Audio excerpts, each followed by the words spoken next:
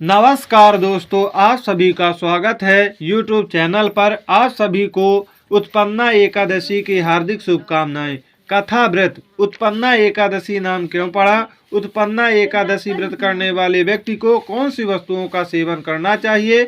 उत्पन्ना एकादशी के दिन ब्रह्म मुहूर्त में क्या करना चाहिए, इस वीडियो में बताएंगे। संपूर्ण जानकारी प्राप्त करने के लिए वीडियो को अंत तक जरूर देखें। चैनल में नए हैं तो चैनल को सब्सक्राइब करें, बेल आइकन के घंटी को प्रेस करें ताकि समय में नोटिफिकेशन प्राप्त होता रहे। कमेंट में ओम नमो भगवते वासुदेवाय जरूर लिखें। अर्जुन बोले कृष्ण जी से, हे भगवान, आपने इस एकादशी के पुण्य को अनेक तीर्थों के पुण्य से श्रेष्ठ तथा पवित्र क्यों बताया है? यह सब आप विस्तार पूर्वक कहिए। भगवान श्री कृष्ण बोले, हे कुंती पुत्र, सतयुग में एक महाभयंकर दैत्य हुआ था। उसका नाम मुर था। उस दैत्य ने इंद्र आदि देवताओं पर विजय प्राप्त कर उन्हें उनके पद से च्युत कर दिया। तब देवेंद्र ने शंकर भगवान से प्रार्थना की, हे कैलाशपति, हम सब देवता मुर दैत्य के अत्याचारों से दुखी होकर मृत्युलोक में अपना जीवन व्यतीत कर रहे हैं। राक्षसों के भय से हम बहुत दुखी और कष्ट भोग रहे हैं। मैं स्वयं बहुत दुखी और भयभीत हूँ। अन्य देवता की तो बात ही क्या। अतः हे देवाधिदेव, आप कृपा कर इस महान दुख से छूटने का उपाय बतलाइए। तब शंकर जी ने कहा, हे देवेंद्र, आप विष्णु भगवान के पास जाइए। मधुकैटभ का संहार करने वाले श्री हरि देवताओं को अवश्य ही भय से मुक्त करेंगे। इंद्र तथा अन्य देवता महादेव जी के आदेशानुसार क्षीर सागर में गए, जहाँ पर भगवान विष्णु शेष सैया पर विराजमान थे।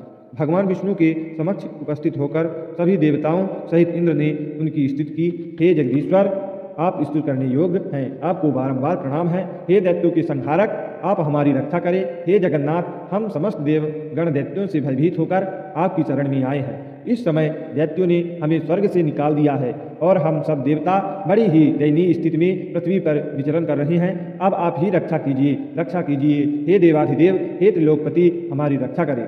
देवताओं की करुणावाणी सुनकर विष्णु भगवान बोले, हे देवताओं, वह कौन सा दैत्य है जिसने देवताओं को जीत लिया है? तुम सभी देवगण किसके भय से पृथ्वी लोक में भटक रहे हो? क्या वह असुर इतना बलवान है जिसने इंद्र सहित सभी देवों को जीत लिया है? तुम निर्भय होकर मुझसे सब कुछ बताओ।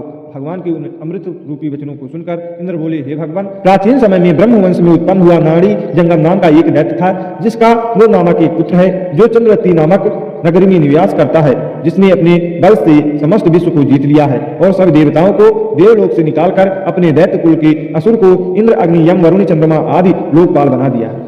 वह स्वयं सूर्य बनकर पृथ्वी को तापता है और स्वयं मेघ बनकर जल की वर्षा करता है।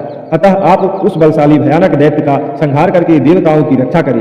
इंद्र के ऐसे वचन सुनकर श्री विष्णु भगवान बोले, हे देवताओं, मैं शत्रु का शीघ्र ही संहार करूंगा। मुझे तुरंत ही चंद्रवती नगर में ले चलिए। परंतु देवताओं के मन में तो पहले ही भय समाया हुआ था। वह अधिक देर तक दैत्यों के सामने न टिक सके और भाग खड़े हुए। तब भगवान विष्णु स्वयं युद्ध भूमि में आ गए। दैत्य पहले से ही अधिक जोश में भरकर भगवान विष्णु से युद्ध करने लगे। वे अपने अस्त्र शस्त्रों से उन पर ताबड़तोड़ प्रहार करने लगे। भगवान भी चक्र और गदा से उनके अस्त्र शस्त्रों को नष्ट करने लगे। इस युद्ध में अनेक दानव सदैव के लिए मृत्यु की गोद में सो गए। परंतु दैत्यों का राजा मुर भगवान के साथ निश्चल भाव से युद्ध करता रहा। उसका तो ऐसे अभी बाल भी बांका नहीं हुआ था। वह बिल्कुल बेखौफ होकर युद्धरत था।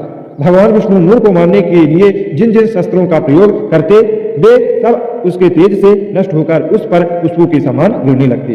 अनेक अस्त्रों शस्त्रों का प्रयोग करने पर भी भगवान उसको न जीत सके। तब आपस में मल्ल युद्ध करने लगे। भगवान विष्णु उस दैत्य से देवताओं के लिए सहस्त्र वर्ष तक युद्ध करते रहे, परंतु उस दैत्य को न जीत सके। अंत में भगवान शांत होकर विश्राम करने की इच्छा से बद्रिका आश्रम स्थित 38 कोस लंबी एक द्वार वाली हेमवती नाम की एक गुफा में प्रवेश कर गए। हे अर्जुन, उन्होंने उस गुफा में शयन किया। वह दैत्य भी उसके पीछे पीछे चला आया।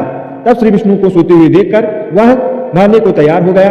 उसका ख्याल था कि मैं आज अपने शत्रु को मारकर हमेशा हमेशा के लिए निष्कंटक हो जाऊंगा, किंतु उसकी वह इच्छा पूर्ण न हो सकी, क्योंकि उसी समय भगवान विष्णु की देह से दिव्य वस्त्र धारण किए एक अत्यंत सुंदर कन्या उत्पन्न हुई और दैत्य को ललकार कर उससे युद्ध करने लगी।